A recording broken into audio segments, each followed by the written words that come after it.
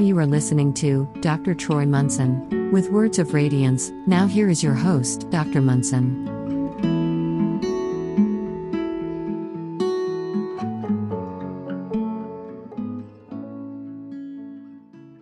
Hello and welcome. I'm Dr. Troy Munson at Infinity Whole Health.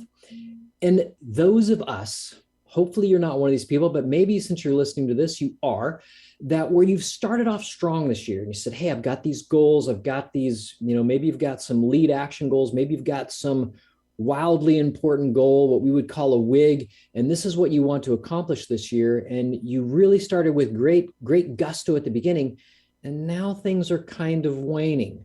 Maybe you just said, hey, I'm going to do a 30-day, month-long, whatever. I'm going to lose weight, or I'm going to change diet, or I'm going to think differently, or whatever it is you're going to do. And now you're 2 weeks in or 3 weeks in, you're like, I'm nosediving. This is for you. So this is to reaffirm ourselves, but also maybe understand why there might be a little bit of self-sabotage in there, a little bit of mental breakdown in not achieving what we know that we should or could, but something's in our head that's stopping us. So we're going to talk about a couple different concepts today. But first, I want to tell you about a story. Some of you may know Chris Langan, and he's arguably one of the smartest people on the planet. And yet, when I've read things about him and listened to him, he talks about really coming from a really rough place when he was young. And a lot of things stacked against him, and he kind of let it get the better of him. It just kind of beat him down. And within his own mind, he was literally stopping his own progress. He had a lot of anger issues, things of that nature that really came and bit him, from behind. And I tell you that not to dismay you, but to encourage you in this way. We could think about, well, gosh, if Chris can't even do that, if he's not even smart enough to see the own lies that he put in his own head, then how am I ever going to be able to do anything? And that's not what I want you to get out of it. What I want you to understand is that even though Chris may be very, very intelligent and can see many things and answer some really complicated, difficult questions, sometimes the things that are really close to us are indeed the hardest to see. And the reason that is for one very good reason. If you think about everything you've done in your life, you've kind of directed yourself. Everything that happened, you judged, or you kind of did this way, or when you saw something, you dodged it. You just did things in your life to try to help protect you and guide you to the best possible place that you can be. And ultimately, at the end of the day, we have to acknowledge that at whatever level, we actually trust ourselves. Now, I know that sounds like duh to some people. And some people say, I absolutely don't trust myself at all. I seem to make the wrong decisions all the time. But yet, that may be also true. You're still going to believe yourself about some of the things that you've put in there long ago. And there's beliefs riding in our head all the time that are dictating our actions, even as you and I sit here or stand here and listen to this, or as I talk to you. These things are running in your head, and Chris couldn't escape them either. And I tell you that because it's really the gift to you and my gift to me as we begin to watch ourselves and do self-contemplation, as well as watching the things that are happening continuously in our lives. Things that we were like, man, I wish that were different about me. I wish I didn't do that. Why do I always have to act that way? Why, whenever things get going, this happens? Or why does it seem like bad things happen to me? Or maybe you're on the other side of it and you fix some things. You're like, I love how everything good happens to me. I know that the world is always trying to bless me. I know that there's going to be amazing things that happen in this situation. Maybe you're just that kind of person that really puts a positive spin on it all the time and you're super successful. Great. You hopefully, maybe we'll even get something out of this, because maybe there's a little something inside your head that you need to clean up, and that would be completely okay too. So as we learn from something like Chris's deal, he's come a long way, and I think he's done a great job even now in his life where he's really fixed some things that may have not been so good. I can tell you that it's been a work in progress as I've caught things in my head and things that come out of the hole under my nose. And I'm like, what? Really? You just said that. How could you say that? And immediately go to work in my own head and find out, where is that belief that would say that out of my mouth? And so if you start watching yourself often, you're going to start finding some things that may not be so pleasant that come out of the hole under your nose, or at least maybe you catch it quicker and you don't even let it get that far, but you're like, why am I thinking those thoughts? How could I think that? That's crazy. And yet it is crazy. And you're exactly right that the insanity of the world is kind of in there. So now what do? We've gone a couple of months, maybe a couple of weeks, maybe, maybe you're in a 5-year period where you've really been hitting it. Now you just come up against a wall. You're like, came upon this video. How do I move through this debacle that I seem to have created in my own head about not wanting to move forward? Well, if you've been listening to any of my podcasts or videos, you have probably heard me give some techniques, but I want to explore a little bit more about why do we trust ourselves so much, and how did we put the beliefs there? So every time something happened to us when we were young that seemed to be really kind of in our face and maybe negative, we created a belief to try and figure out, why would somebody do that to us? Or why did this situation happen to us? Or why did this happen? And so our brain went to work to try to protect us mentally, but also try to navigate the world and say, well, this must be how it is. And so it made some decisions and formed a belief that said, this must be who I am. Now, those beliefs are very confining for the most part. And it's those kinds of things that we want to expand on and try to discover where they are, and then be able to ask the most wonderful question of all, that yes, I established this belief about me and it is blocking me, but now I get to ask, is this belief still good for me? And of course, most of us, if we're in our right mind, are going to say, you want something to continue to limit you? Yeah, no way. No, thank you. This belief no longer fits me. Ah, excellent. Now that we've established that, we must put something better in its place, or we're going to revert back to this old belief system.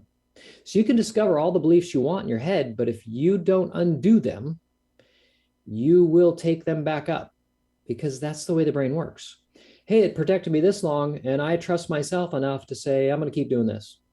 Even though it might get me into trouble on occasion, I'm still going to believe in that. Okay, so now we got to really, really pick apart this belief and then say, okay, we really don't want this. This is what we're wanting. So case in point, just today, client comes in and they are really down on themselves.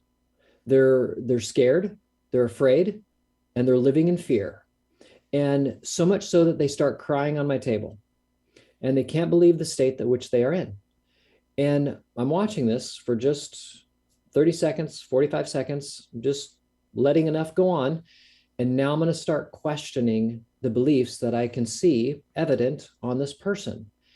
And as they begin to look inside, it takes me almost a minute sometimes to calm the brain down. I said, this is what you think right now. We have established that. Can you let that thinking process go for just a moment? Yes, I think I can do that. Great. Now, let me ask you some questions. And so I'll start picking through these belief systems and asking them specific questions. And one of my favorite is, can you see that the moment that you thought of the fearful event that you've associated with, that your mind jumped to the future and now started imagining what the future will be like because of this belief that you now have? Yes, I can see that. I did. It's totally a fantasy. This is insane. I said, you have actually correctly evaluated the situation. It is insane. So you created an unlikely future, an uncertain future, a not true future, and you lived there for a brief moment and became sad and started crying. And that sadness came from the fear of thinking about that future. Are you willing to give it up? Is the next great question I get to ask. What do you mean? Well, is that future acceptable to you that you just created and cried about? No. Excellent answer. What would you like the future to actually be like? Oh, this always stops people because they don't know. So guess what the first thing you need to do is? It's really consider what could be the ultimate best that you could imagine for yourself and everyone around you involved. What's the best outcome for all of you? That is where I want you to start putting your attention. Now, as you do this, you're going to find that these negative thoughts come back in. They just rotate through constantly. And unless you grab each one, taking them captive, and then examining them and saying, yep, nope, that's not what I want. This wonderful picture of what I believe would be the best for me, that's where I'm going to start going. Now, as you grow in this process and start grabbing every thought, you will literally be doing it probably 3 or 4 times a minute, maybe even 10 times a minute. You might have to set yourself an alarm on your phone so that it beeps every 5 seconds for probably a couple of minutes, just practicing, because the thoughts come so radically fast and you're so captivated by your own thinking that you're off thinking about that thought and this uncertain future that it's going to hand you. And you might get, if we don't stop you, you'll do that for hours, possibly days. Why do I know that? I've done it. I have actually done that. I've literally caught myself in a torrent for 3 days. I'm like, oh my gosh, I just lost 3 days of my life thinking about completely, utterly negative thoughts. No way. And so back then when I used to do that, I didn't have a cell phone that had a timer on it. I didn't even think of running a timer. But now we have cell phones that we can literally put a 5-second or a 10-second timer and just push start and be still and watch the flood of the bombardment of thoughts that come our way. And we'll get swept on, and then that alarm will go off. Oh yeah, my gosh, I totally got sucked up in that one too. And until you can catch it and release it without the alarm going off, I would keep doing the alarm trick many, many times. You don't have to do it ad nauseum unless you just have an hour to really work on your head. But even just a minute, having it run every 10 seconds and beep can be excellent to show you how confused, distracted, not present your thoughts actually are. So when we all of a sudden that alarm goes off and we're shocked into the present moment again, it's at that moment that we're actually in reality, because the present moment is where reality actually is. It isn't in the past, in our regrets and our shame and our guilt. It isn't in the future in our fears of what possibly could be or will likely never be. It is only right here, where all things happen, by the way. Nothing happens in the future. Everything happens right here, right now.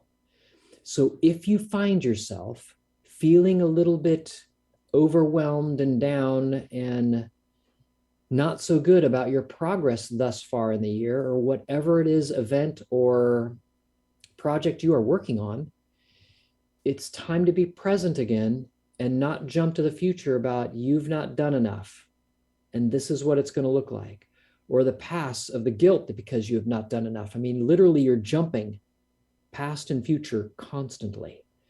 We just want you to be right here where happiness exists, peace exists, presence is, and where the infinite always is. That's the glory of this present moment. And I invite you all into it. And I invite you into it often. Try as best you can to enter the present moment as often as you can. In